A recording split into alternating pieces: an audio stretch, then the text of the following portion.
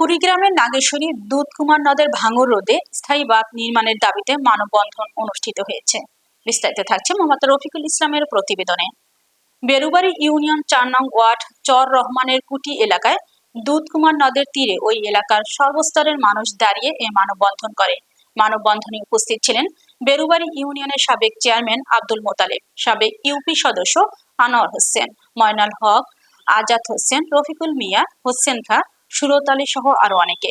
এ সময় তারা জানান, সর্বগ্রাসী দুধকুমার নদ প্রতি বছর তার তাণ্ডব লীলা চালিয়ে এ এলাকায় গিলে খায় অনেক বসত ভিটা, স্থায়ী স্থাপনা, বাগান ও ফসলি জমি। শুধু এ কারণে এখানকার মানুষ সবকিছু হারিয়ে প্রতিনিয়ত দরিদ্র হচ্ছে। শুধু তাই নয়, গত কয়েক বছরে নদের ভাঙনে বদলে গেছে এ ইউনিয়নের মানচিত্র। ভাঙন কবলিত এলাকায় সরকারিভাবে জিও ব্যাগ ফেলা হলেও থামানো যাচ্ছে না দুধকুমারের ভাঙন, তাই স্থায়ীভাবে বাঁধ নির্মাণের দাবি জানান এলাকাবাসী। তারা এই নদী এলাকায় থেকে বলে নদী ভাঙন অবশ্যই বন্ধ হওয়ার মধ্যে ভুল হলে আপনার ক্ষমা দৃষ্টিতে দেখবেন। এই চলুন, আমি একজন এমন দিনের চেয়ারম্যান করেছিলাম, নৌকা নামলে কিছু করতে পারি নাই।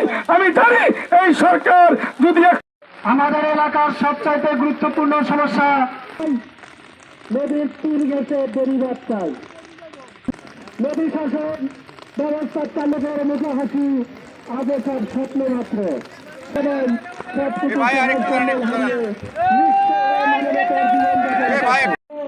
নদী ভাঙনের মধ্যে প্রকল্প গ্রহণ সাম্প্রদায়িক দাবি নয়, দৃষ্টিগত দাবি নয়, মানুষের প্রাণের কাজ করে এবং ন্যায্য দাবি আদায়ের লক্ষ্যে বাংলাদেশ সরকারের আমাদের নদী ভাঙন রোধ করে নদী শাসন ব্যবস্থা চালু করে আমাদের নদীর তীর গেছে পল্লব রবীন্দ্র নির্দেশন হামলার তুলনা থেকে চালু পর্যন্ত নদীর তীর গেছে।